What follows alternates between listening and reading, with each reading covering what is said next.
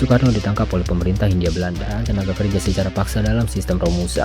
Ia membacakan teks proklamasi di bawah pimpinan militer seperti Jenderal Sudirman. PKI mendapatkan dukungan massa yang semakin besar.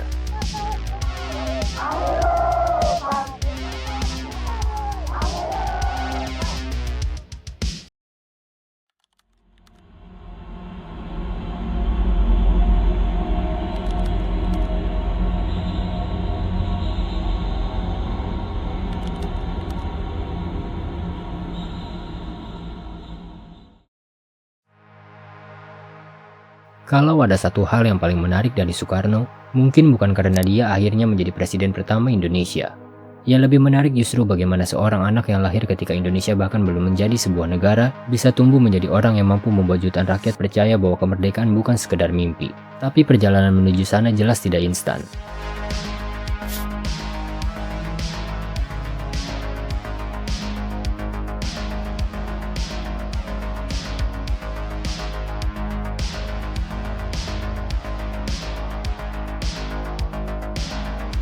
Soekarno lahir di Surabaya pada 6 Juni 1901 dengan nama Kusno Sosrodihardjo. Ayahnya bernama Raden Sukemi Sosrodihardjo, adalah seorang guru yang berasal dari Jawa, sedangkan ibunya, Ida Ayu Nyomanrai, berasal dari Bali. Keluarganya bukan keluarga miskin, tetapi juga bukan keluarga bangsawan yang hidup bergelimang harta. Pekerjaan ayahnya sebagai guru membuat Soekarno mendapatkan kesempatan pendidikan yang relatif lebih baik untuk ukuran anak pribumi pada masa Hindia Belanda. Ketika masih kecil, Soekarno memang sering sakit. Dalam kisah yang kemudian populer dalam berbagai biografi, ayahnya mengganti nama Kusno menjadi Soekarno karena berharap anaknya akan menjadi lebih sehat dan kuat. Nama itu kemudian melekat sepanjang hidupnya. Tetapi kalau melihat masa kecilnya, tidak ada tanda bahwa anak ini sejak awal akan menjadi pemimpin revolusi. Ia hanya seorang anak yang tumbuh di tengah masyarakat yang status sosialnya sangat ditentukan oleh sistem kolonial. Hindia Belanda pada awal abad ke-20 merupakan masyarakat dengan kesenjangan yang sangat jelas. Orang Eropa berada di posisi yang jauh lebih menguntungkan dalam pendidikan, pemerintahan, dan ekonomi. Di bawahnya terdapat kelompok masyarakat lain dengan berbagai tingkatan status, sementara sebagian besar rakyat pribumi hidup dengan kesempatan yang jauh lebih terbatas. Soekarno tumbuh di dalam sistem seperti itu, dan kemudian melihat langsung bagaimana kolonialisme memengaruhi kehidupan masyarakat. Pendidikan menjadi salah satu hal yang mengubah arah hidupnya. Soekarno kemudian bersekolah di HBS Surabaya. Sekolah ini bukan sekolah biasa. Pendidikan di HBS membuka kesempatan bagi seorang pribumi untuk mengenal dunia pemikiran modern dan bergaul dengan kelompok masyarakat yang lebih luas. Tetapi yang jauh lebih penting bagi perkembangan politik Soekarno justru terjadi di luar ruang kelas.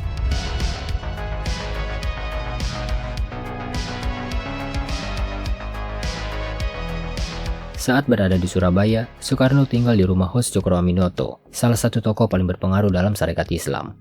Rumah Cokro Aminoto bisa dibilang seperti tempat berkumpulnya calon-calon tokoh politik di Indonesia. Di lingkungan itu, Soekarno mudah bertemu dengan berbagai gagasan tentang Islam, nasionalisme, sosialisme, dan perjuangan melawan kolonialisme. Cokro Aminoto sendiri mempunyai kemampuan berpidato yang luar biasa. Dari sinilah Soekarno mulai belajar bahwa politik bukan cuma soal teori. Cara menyampaikan gagasan bisa sama pentingnya dengan gagasan itu sendiri.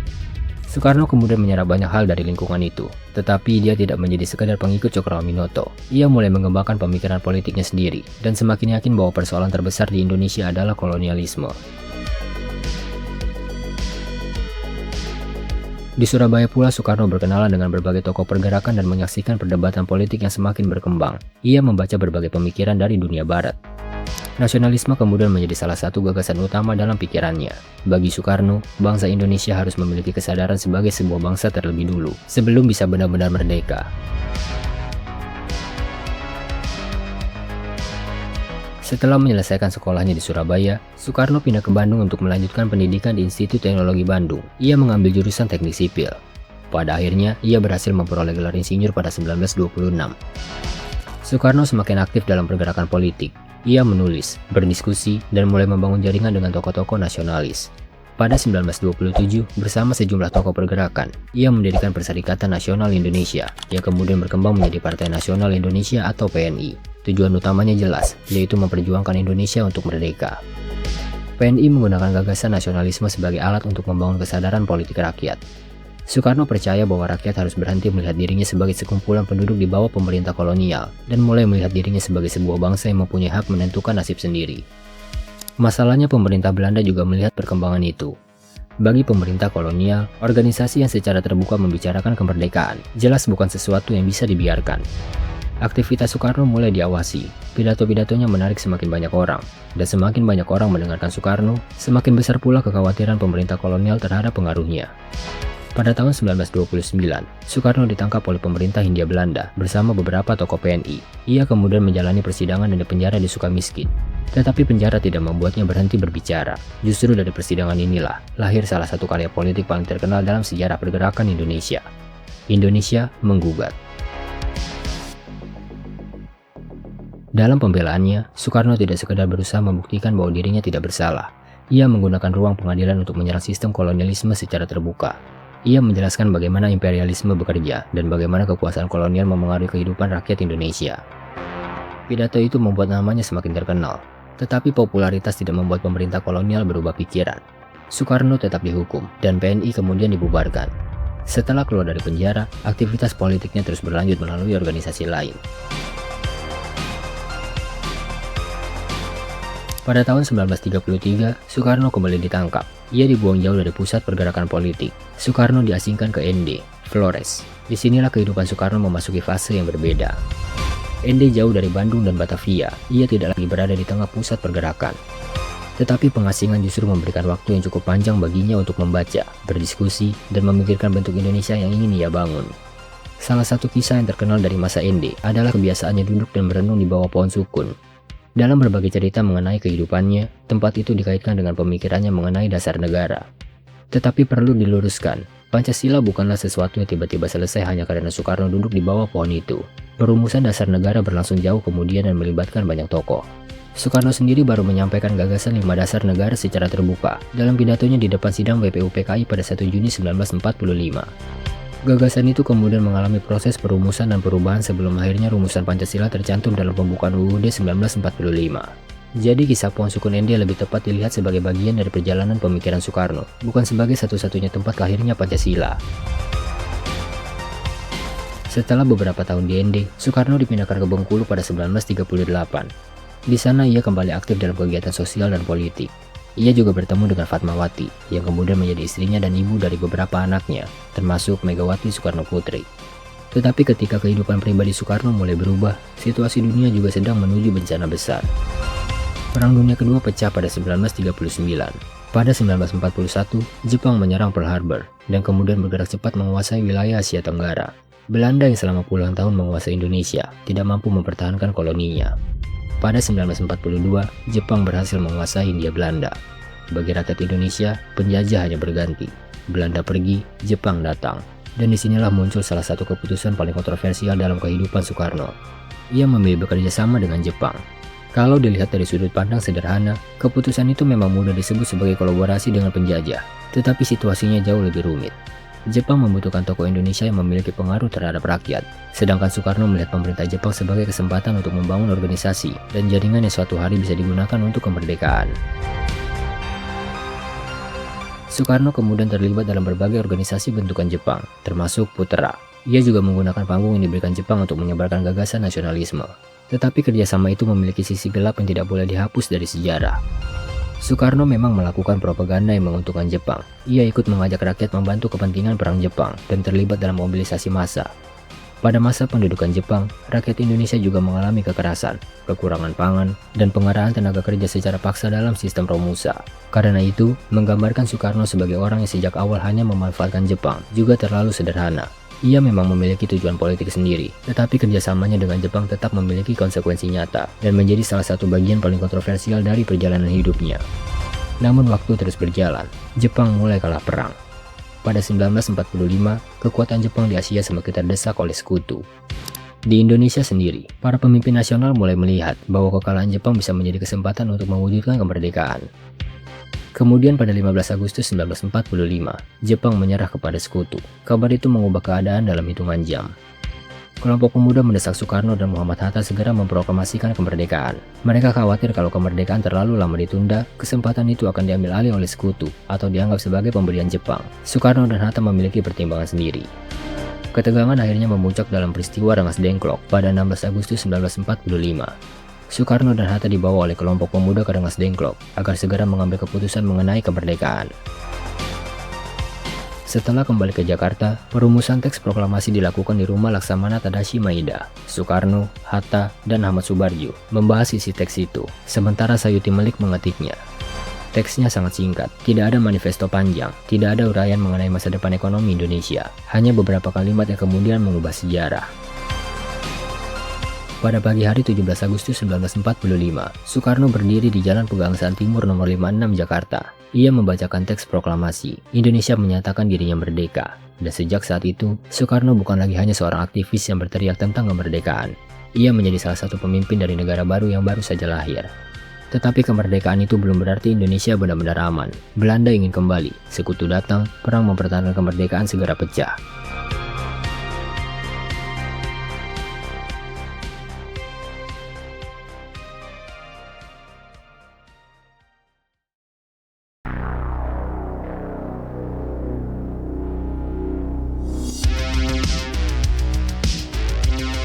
Jepang memang sudah menyerah, tetapi pasukannya masih berada di Indonesia. Kemudian pasukan sekutu datang untuk melucuti tentara Jepang dan membebaskan tawanan perang. Masalahnya, pasukan Belanda ikut masuk bersama mereka dengan tujuan mengembalikan kekuasaan kolonialnya. Buat rakyat Indonesia, ini jelas bukan kabar baik. Kalau Belanda berhasil kembali menguasai Indonesia, proklamasi bisa saja tinggal menjadi sebuah pengumuman yang tidak memiliki kekuatan nyata. Karena itu, setelah kemerdekaan, perjuangan Indonesia terbagi menjadi dua jalur. Di satu sisi ada perjuangan bersenjata yang dilakukan oleh tentara dan kelompok-kelompok pemuda. Di sisi lain ada perjuangan diplomasi yang dilakukan pemerintah Republik untuk mendapatkan pengakuan internasional. Soekarno berada di tengah-tengah semuanya. Ia bukan komandan perang yang turun memimpin pasukan dari garis depan. Kekuatan utamanya justru ada pada simbol dan politik. Kehadirannya membuat Republik memiliki wajah yang jelas. Bagi rakyat, Soekarno bukan sekedar presiden. Ia adalah orang yang membacakan kemerdekaan.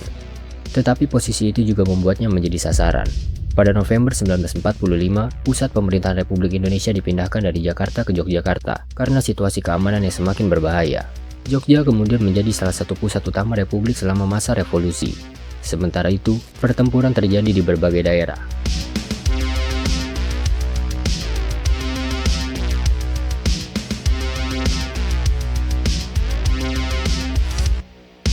Pertempuran Surabaya pada November 1945 menjadi salah satu perlawanan paling terkenal. Ribuan pejuang Indonesia menghadapi pasukan Inggris. Pertempuran itu berlangsung brutal dan menimbulkan korban besar. Soekarno tidak memimpin pertempuran itu secara langsung, tetapi pemerintah Republik menggunakan perjuangan bersenjata dan diplomasi secara bersamaan untuk mempertahankan eksistensi Indonesia. Masalahnya, perang membutuhkan biaya. Pemerintah Republik mengalami kesulitan ekonomi yang luar biasa. Mata uang beredar dalam berbagai bentuk, produksi terganggu, transportasi kacau, dan blokade Belanda membuat perdagangan Republik semakin sulit. Dalam kondisi seperti itu, mempertahankan negara bukan pekerjaan gampang, tapi Republik bertahan, dan semakin lama, posisi Belanda juga semakin sulit. Tekanan internasional meningkat. Amerika Serikat mulai melihat bahwa konflik Indonesia-Belanda tidak bisa diselesaikan hanya dengan kekuatan militer. Perundingan pun terus dilakukan.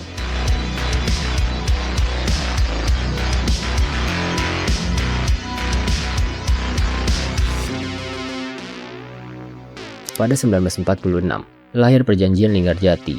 Indonesia memperoleh pengakuan Belanda secara de facto atas wilayah Jawa, Madura, dan Sumatera. Tetapi perjanjian ini menimbulkan kontroversi di dalam negeri, karena banyak pihak menganggap pemerintah Republik terlalu banyak memberikan konsesi. Belanda sendiri tidak puas. Pada Juli 1947, mereka melancarkan agresi militer Belanda pertama. Pasukan Belanda menyerang berbagai wilayah Republik Indonesia. Tapi kali ini persoalannya bukan hanya perang antara dua kekuatan di Indonesia.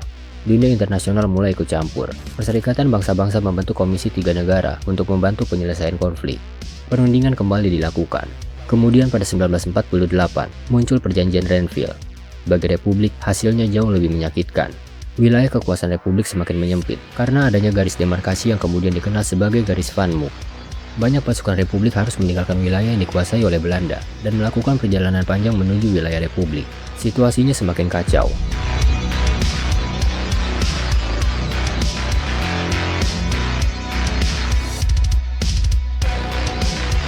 Dan di tengah kondisi seperti itu, Soekarno juga harus menghadapi masalah dari dalam negeri. Pada September 1948, terjadi pemberontakan di Madiun yang melibatkan kelompok komunis dan pendukungnya. Pemerintah Republik di bawah Soekarno dan Hatta memutuskan untuk menindak pemberontakan itu. Peristiwa ini penting karena menunjukkan bahwa sejak awal Republik tidak hanya menghadapi ancaman dari Belanda. Konflik ideologi di dalam negeri juga sudah mulai menjadi masalah serius. Kemudian datang pukulan yang lebih besar. Pada Desember 1948, Belanda melancarkan agresi militer Belanda kedua. Yogyakarta diserang. Soekarno, Muhammad Hatta, dan sejumlah pemimpin republik ditangkap. Belanda bahkan mengumumkan bahwa Republik Indonesia telah runtuh. Tetapi mereka salah. Sebelum ditangkap, pemerintah republik memberikan mandat kepada Syafruddin Prawira Negara untuk membentuk pemerintahan darurat Republik Indonesia di Sumatera. Di saat yang sama, perjuangan gerilya terus berjalan di bawah pimpinan militer seperti Jenderal Sudirman. Jadi ketika Belanda mengatakan republik sudah tidak ada, kenyataannya republik masih bergerak. Inilah salah satu hal yang sering terlupakan ketika membicarakan kemerdekaan Indonesia. Proklamasi memang dilakukan oleh Soekarno dan Hatta, tetapi mempertahankan republik bukan pekerjaan dua orang. Ada tentara, ada diplomat, ada pemuda, ada pemerintahan daerah, ada rakyat biasa. Semuanya memainkan peran.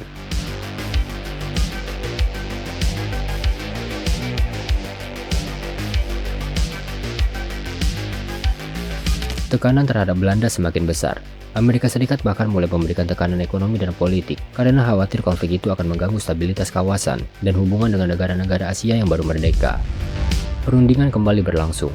Akhirnya pada konferensi meja bundar tahun 1949, Belanda setuju menyerahkan kedaulatan kepada Republik Indonesia Serikat. Pada 27 Desember 1949, penyerahan kedaulatan dilakukan. Soekarno kemudian menjadi Presiden Republik Indonesia Serikat, tetapi bentuk negara federal ini tidak bertahan lama. Sebagian besar masyarakat Indonesia menganggap struktur federal itu sebagai warisan politik Belanda. Negara-negara bagian satu persatu bergabung dengan Republik Indonesia. Pada 17 Agustus 1950, Republik Indonesia kembali menjadi negara kesatuan. Soekarno tetap menjadi presiden. Perang kemerdekaan sudah berakhir, tapi jangan kira masalahnya ikut selesai. Justru setelah Belanda pergi, persoalan yang lebih rumit muncul.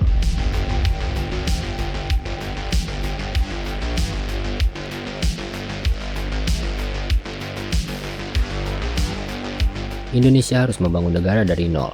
Tentara yang sebelumnya terdiri dari berbagai kelompok harus disatukan. Partai politik bermunculan dengan ideologi masing-masing. Parlemen mulai memainkan peran besar.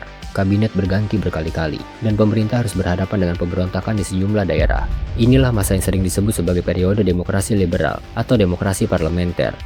Dalam sistem itu, presiden memang menjadi kepala negara, tetapi pemerintahan sehari-hari dijalankan oleh kabinet yang dipimpin oleh Perdana Menteri. Akibatnya, posisi Soekarno tidak sedominan yang akan kita lihat beberapa tahun kemudian.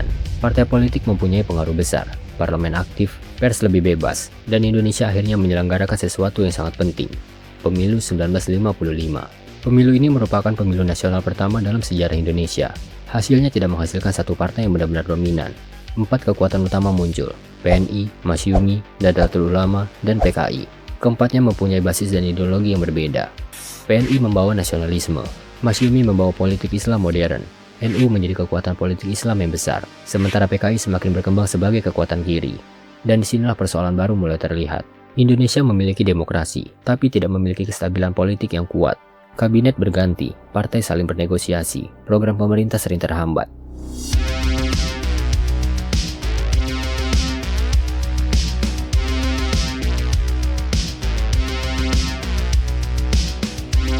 Sementara itu di luar Jawa muncul berbagai ketegangan dengan pemerintah pusat. Ketegangan antara pusat dan daerah semakin besar, terutama mengenai pembagian sumber daya, peran militer daerah, dan kebijakan pemerintah. Pemberontakan seperti PRRI dan Permesta kemudian meledak pada akhir 1950-an. Pemerintah pusat menggunakan kekuatan militer untuk menumpasnya. Indonesia memang tetap utuh sebagai negara kesatuan, tetapi pengalaman ini memperlihatkan bahwa demokrasi parlementer tidak berjalan semulus yang diharapkan. Soekarno sendiri semakin tidak puas. Ia menganggap sistem politik parlementer terlalu banyak menghabiskan waktu untuk pertarungan antar partai.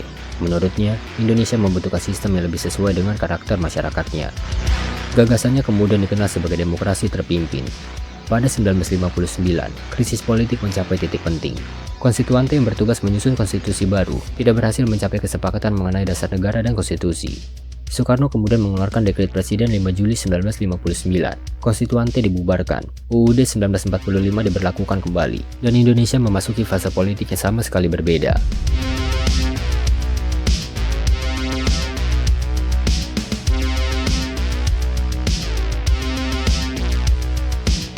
Kekuasaan presiden mulai meningkat secara drastis. Parlemen tidak lagi mempunyai posisi seperti sebelumnya. Soekarno semakin aktif menentukan arah politik negara. Disinilah seorang Soekarno yang sebelumnya lebih banyak menjadi simbol revolusi, mulai berubah menjadi penguasa dengan kekuasaan politik yang jauh lebih besar. Ia mulai berbicara tentang persatuan tiga kekuatan besar, nasionalisme, agama, dan komunisme. Konsep itu kemudian dikenal dengan nama Nasakom. Tujuannya adalah menjaga keseimbangan antara kelompok nasionalis, kelompok agama, dan PKI yang semakin kuat. Masalahnya keseimbangan itu ternyata sangat rapuh. PKI mendapatkan dukungan massa yang semakin besar. Militer, terutama Angkatan Darat, semakin curiga terhadap perkembangan PKI. Kelompok-kelompok Islam juga mempunyai kekhawatiran sendiri, sementara Soekarno berusaha tetap berada di tengah dan memainkan peran sebagai penyeimbang. Untuk sementara strategi itu berhasil, tetapi semakin lama pertarungannya semakin berbahaya.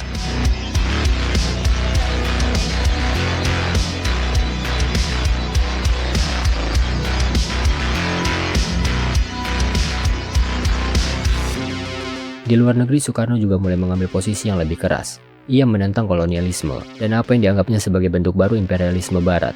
Indonesia semakin dekat dengan negara-negara seperti Uni Soviet dan Republik Rakyat Tiongkok. Berbagai proyek besar dibangun untuk menunjukkan bahwa Indonesia bukan negara kecil yang bisa diremehkan. Monumen Nasional, Stadion Gelora Bung Karno, Hotel Indonesia, semua itu menjadi bagian dari proyek besar yang kemudian dikenal sebagai politik mercusuar. Soekarno ingin Jakarta menjadi simbol kebangkitan negara-negara baru, tetapi ada harga yang harus dibayar. Pembangunan proyek-proyek besar membutuhkan dana, sementara ekonomi Indonesia mulai mengalami masalah serius. Inflasi meningkat, utang bertambah, produksi terganggu, barang kebutuhan semakin sulit diperoleh. Di satu sisi, Soekarno ingin menunjukkan Indonesia sebagai bangsa besar. Di sisi lain, rakyat mulai merasakan tekanan ekonomi secara langsung, dan ini menjadi salah satu paradoks terbesar pemerintahannya.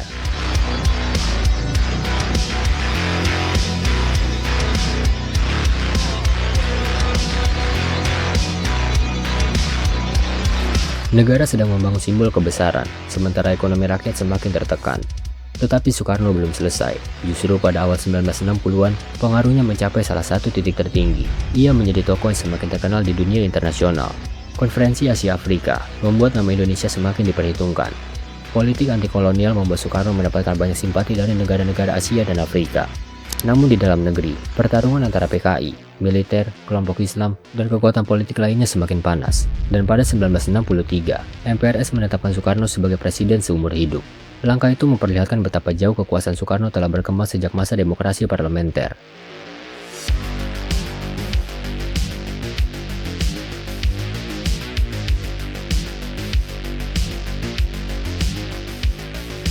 Orang yang dulu memperjuangkan demokrasi melawan kolonialisme, sekarang memimpin sistem yang semakin terpusat pada dirinya.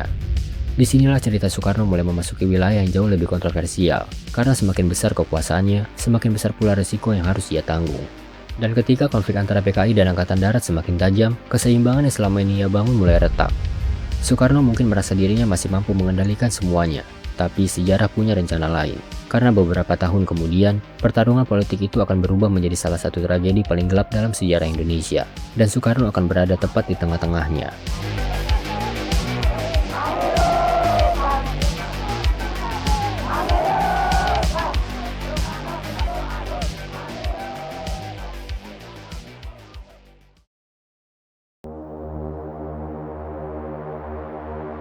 Kalau di dua bab sebelumnya kita melihat Soekarno sebagai seorang pejuang, proklamator, dan pemimpin yang membawa Indonesia berdiri di panggung dunia, maka sekarang kita masuk ke bagian yang jauh lebih rumit. Karena semakin besar kekuasaan yang dimiliki Soekarno, semakin besar pula masalah yang harus ia hadapi.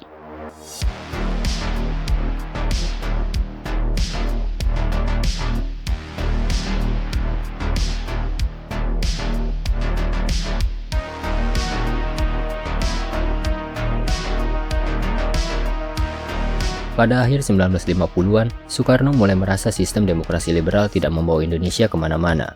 Kabinet berganti-ganti, partai politik saling bertarung, pemerintah sering jatuh sebelum sempat menyelesaikan programnya. Bagi Soekarno, negara ini terlalu sibuk berdebat, sementara pembangunan tidak bergerak secepat yang ia inginkan. Akhirnya pada 5 Juli 1959, Soekarno mengeluarkan dekret presiden.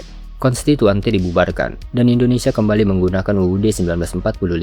Sejak saat itulah dimulai era yang dikenal sebagai demokrasi terpimpin. Secara sederhana, sistem politik Indonesia sekarang semakin berpusat pada Soekarno. Dan Soekarno memang bukan tipe pemimpin yang suka berada di belakang layar. Ia adalah pusat perhatian. Pidatonya menjadi arah politik, gagasannya menjadi bahan pembicaraan. Dan perlahan, kekuasaan presiden menjadi semakin besar.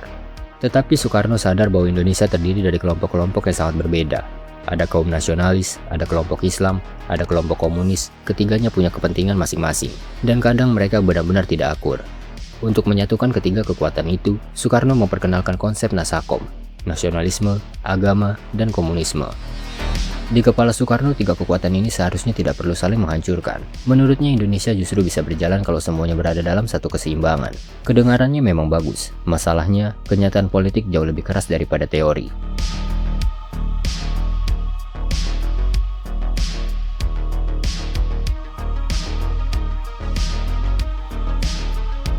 Di satu sisi ada PKI. Partai ini berkembang pesat dan menjadi salah satu kekuatan politik terbesar di Indonesia. PKI memiliki jaringan organisasi yang luas, mulai dari buruh, petani, pemuda, sampai organisasi perempuan. Bagi para pendukungnya, PKI adalah partai yang memperjuangkan rakyat kecil. Tetapi bagi lawan-lawannya, PKI adalah ancaman, terutama bagi sebagian kelompok Islam dan Angkatan Darat. Ketegangan pun semakin terasa. Soekarno mencoba berdiri di tengah. Ia tidak ingin PKI dihancurkan, tetapi ia juga membutuhkan Angkatan Darat.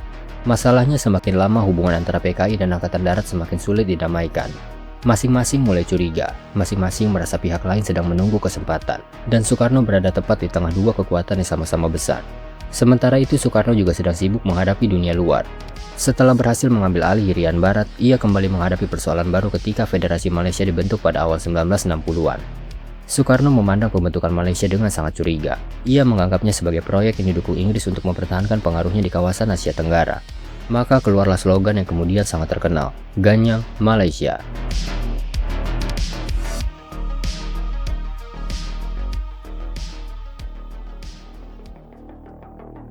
Indonesia memasuki periode konfrontasi. Hubungan dengan negara-negara barat semakin memburuk. Indonesia mengambil sikap politik yang semakin keras. Soekarno terus berbicara tentang revolusi, neokolonialisme, dan imperialisme. Ia ingin Indonesia menjadi negara yang berani melawan kekuatan besar. Dan memang harus diakui, keberaniannya memang membuat Indonesia diperhitungkan. Tetapi keberanian itu juga membutuhkan biaya. Sementara pemerintah sibuk menghadapi berbagai konflik politik dan internasional, ekonomi Indonesia mulai berada dalam kondisi yang semakin parah. Harga barang naik, nilai uang semakin jatuh, masyarakat mulai kesulitan mendapatkan kebutuhan sehari-hari. Inflasi melonjak sangat tinggi. Pada pertengahan 1960-an, situasi ekonomi Indonesia sudah benar-benar mengkhawatirkan, dan inilah masalah yang tidak bisa diselesaikan hanya dengan pidato. Soekarno bisa berdiri di depan jutaan orang dan membuat mereka berteriak penuh semangat, tetapi rakyat yang kesulitan membeli beras tetap harus pulang membawa masalah yang sama. Perut kosong tidak peduli seberapa bagus sebuah pidato. Disinilah kritik terhadap Soekarno semakin keras. Pemerintah dianggap terlalu sibuk dengan politik besar, dengan revolusi, dengan proyek-proyek mercusuar, dengan konflik internasional, sementara kehidupan rakyat semakin sulit. Tetapi tentu saja, menyalahkan semua persoalan ekonomi hanya kepada Soekarno juga terlalu sederhana. Indonesia masih merupakan negara muda, perekonomiannya baru keluar dari sistem kolonial. Negara harus membiayai pembangunan, konflik, dan berbagai persoalan politik sekaligus. Namun satu hal yang tidak bisa dibantah, pada akhir pemerintahannya, kondisi ekonomi Indonesia berada dalam keadaan yang sangat buruk, dan keadaan itu mulai menggerus dukungan terhadap Soekarno.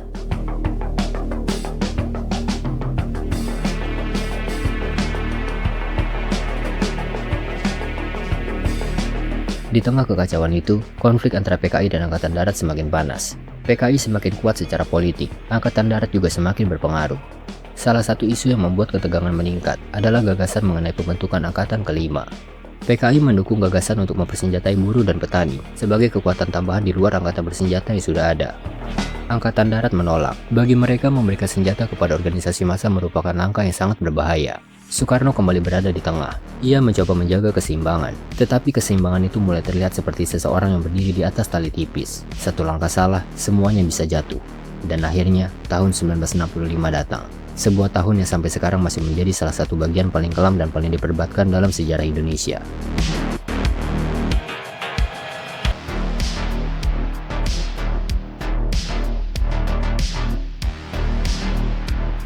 Pada malam 30 September menuju 1 Oktober 1965, sekelompok pasukan bergerak di Jakarta. Sejumlah perwira tinggi Angkatan Darat diculik. Beberapa di antaranya kemudian dibunuh. Jenderal Ahmad Yani termasuk di antara para korban. Situasi Jakarta langsung berubah. Negara berada dalam kepanikan. Lalu muncul pertanyaan yang sampai hari ini masih terus diperdebatkan. Siapa sebenarnya dalang utama gerakan 30 September? Narasi resmi selama puluhan tahun menyatakan bahwa PKI adalah dalangnya. Namun setelah reformasi, berbagai penelitian sejarah kembali mempertanyakan dan membahas secara lebih kompleks. Siapa saja yang terlibat, bagaimana gerakan itu direncanakan, serta apa yang sebenarnya terjadi di balik peristiwa itu. Sampai sekarang perdebatan itu belum benar-benar selesai. Tetapi satu hal yang jelas, Peristiwa itu menjadi awal dari berakhirnya kekuasaan Soekarno. Mayor Jenderal Soeharto, yang saat itu menjabat sebagai Panglima Komando Strategis Angkatan Darat atau Kostrad, segera mengambil langkah, dan perlahan namanya mulai muncul sebagai tokoh penting dalam krisis itu.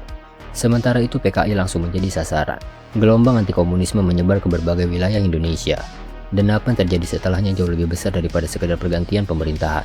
Terjadi penangkapan besar-besaran, pembunuhan, kekerasan, dan penghilangan. Korban berasal dari anggota PKI, orang-orang yang dituduh simpatisan, hingga mereka yang terseret konflik politik dan sosial di daerah masing-masing. Jumlah korban jiwa sampai sekarang masih diperdebatkan, tetapi banyak penelitian memperkirakan korban mencapai ratusan ribu orang. Salah satu tragedi kemanusiaan terbesar dalam sejarah Indonesia, dan Soekarno tidak mampu menghentikannya. Ia masih presiden, ia masih berada di istana, tetapi kekuasaannya tidak lagi sekuat sebelumnya.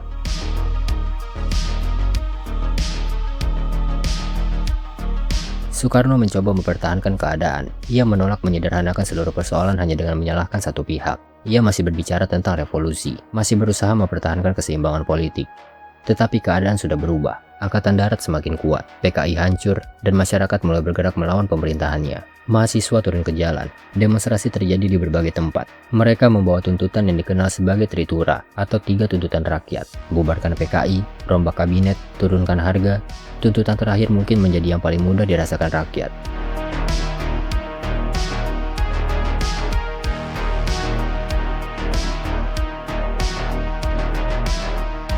11 Maret 1966. Hari itu kemudian lahir sebuah surat yang dikenal sebagai Super Semar atau Surat Perintah 11 Maret. Surat itu memberikan kewenangan kepada Soeharto untuk mengambil tindakan yang dianggap perlu demi menjaga keamanan dan ketertiban. Tetapi sejak saat itu, kekuasaan Soekarno mulai berpindah. Soeharto bergerak cepat, PKI dibubarkan, pendukung-pendukung Soekarno mulai disingkirkan. Orang yang dulu menjadi pusat dari seluruh politik Indonesia mulai kehilangan orang-orang di sekelilingnya. Kursi presidennya masih ada, gelar pemimpin besar revolusi masih melekat, tetapi kekuasaan nyata mulai berada di tempat lain.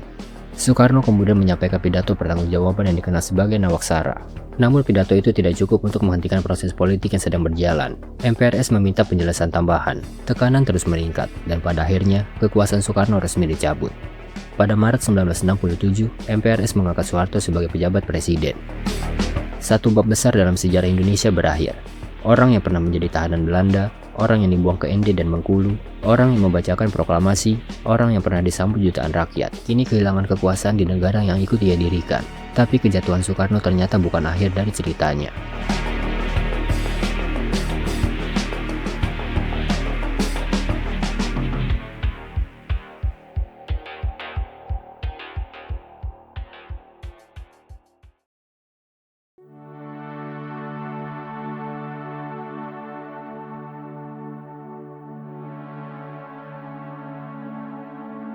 Setelah lengser, kehidupan Soekarno berubah drastis. Aktivitas politiknya dibatasi dan ia berada dalam pengawasan.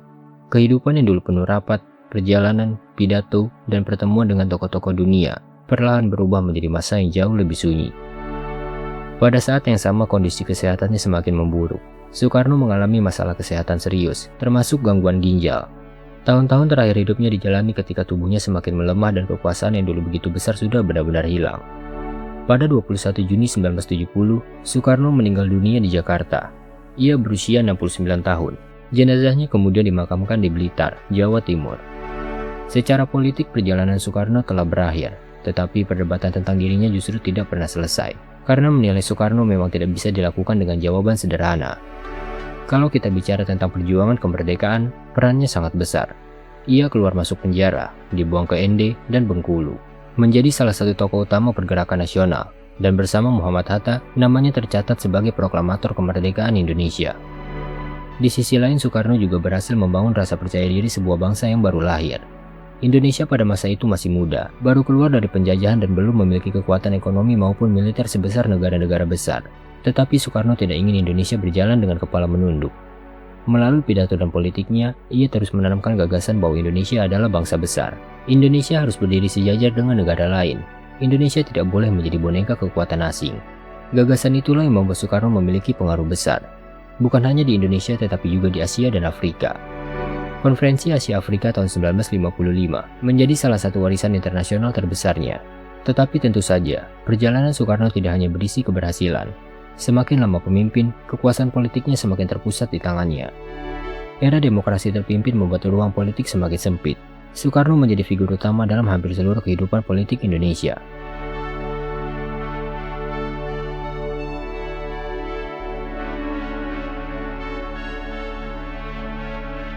Kemudian muncul konsep Nasakom. Gagasan untuk menyatukan nasionalisme, agama, dan komunisme memang menunjukkan ambisi besar Soekarno untuk menjaga keseimbangan. Tetapi dalam praktiknya, konflik antara PKI, Angkatan Darat, dan kelompok-kelompok politik lain justru semakin tajam. Soekarno berusaha menjaga semuanya tetap berada dalam satu panggung. Masalahnya, panggung itu akhirnya runtuh. Dan ketika peristiwa 1965 terjadi, seluruh keseimbangan politik yang selama ini ia bangun ikut hancur. Situasi ekonomi juga menjadi masalah besar. Di akhir pemerintahannya, Indonesia mengalami inflasi yang sangat tinggi dan kehidupan rakyat semakin sulit. Di tengah pidato tentang revolusi, pembangunan, dan politik internasional, banyak masyarakat justru menghadapi persoalan yang jauh lebih sederhana. Harga barang, kebutuhan pokok, dan bagaimana bertahan hidup. Ini menjadi salah satu kegagalan terbesar pemerintahan Soekarno. Jadi apakah Soekarno seorang pahlawan? Jelas, perannya dalam perjuangan kemerdekaan tidak bisa dipisahkan dari sejarah Indonesia. Apakah semua kebijakannya berhasil? Tentu tidak. Soekarno bukan tokoh yang harus dipuja tanpa kritik, tapi ia juga bukan tokoh yang bisa dihapus hanya karena kegagalan-kegagalannya. Ia adalah seorang manusia dengan kemampuan luar biasa, seorang orator yang mampu menggerakkan massa, seorang pemimpin yang berani menantang negara-negara besar, seorang revolusioner yang membantu melahirkan Indonesia. Tetapi ia juga seorang pemimpin yang pada akhirnya gagal mempertahankan kekuasaannya dan tidak mampu mengendalikan badai politik yang tumbuh selama pemerintahannya sendiri. Mungkin disitulah letak menariknya perjalanan hidup Soekarno. Dari seorang anak bernama Kusno, menjadi tahanan politik, menjadi tokoh pergerakan, menjadi proklamator, menjadi presiden pertama Indonesia. Lalu akhirnya kehilangan kekuasaan dan menghabiskan hari-hari terakhir hidupnya dalam keadaan yang jauh berbeda dari masa kejayaannya. Selama Indonesia masih berdiri, nama Soekarno akan selalu menjadi bagian dari cerita tentang bagaimana negara ini lahir. Dan mungkin itulah alasan mengapa perdebatan tentang dirinya tidak akan pernah benar-benar selesai. Karena Soekarno bukan sekedar seorang presiden, ia adalah salah satu tokoh yang ikut membentuk cerita Indonesia. Jika kamu merasa kisah ini penting untuk terus diingat, bantu kami menyebarkannya. Suaramu adalah bagian dari kisah itu sendiri.